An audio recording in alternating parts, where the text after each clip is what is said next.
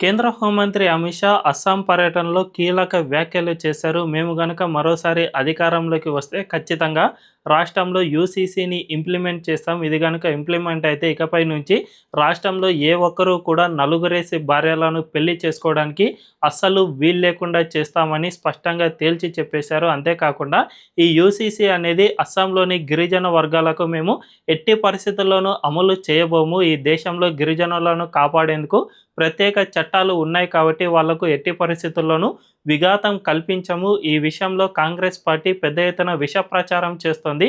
UCC వల్ల గిరిజనులు నష్టపోతారు అని మిమ్మల్ని మభ్యపెట్టే ప్రయత్నం చేస్తుంది కాబట్టి అస్సలు దీన్ని నమ్మకండి. గిరిజనుల హక్కులను మేము కాపాడుతూనే ఆ రాష్ట్రంలో ఉన్న మైనారిటీలు ఎవరైతే నలుగురేసి భార్యలను కంటూ ఉన్నారో వాళ్ళను మాత్రమే టార్గెట్ చేసుకుని మేము యూసీసీ తెస్తామని తేల్చి చెప్పేశారు. దీన్ని బట్టి చూసుకుంటే అస్సాంలో ఈసారి కనుక బీజేపీ గెలుపొందితే ఖచ్చితంగా యూసీసీ అమలవుతుంది అని చెప్పకనే చెప్పుకోవచ్చు.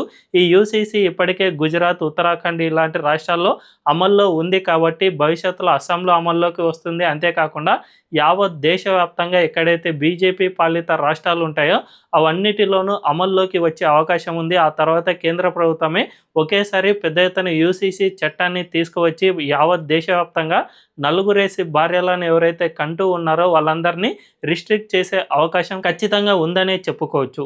మరి ఈ యూసీసీపై మీ అభిప్రాయం ఏంటో కామెంట్ల రూపంలో తెలియజేయండి.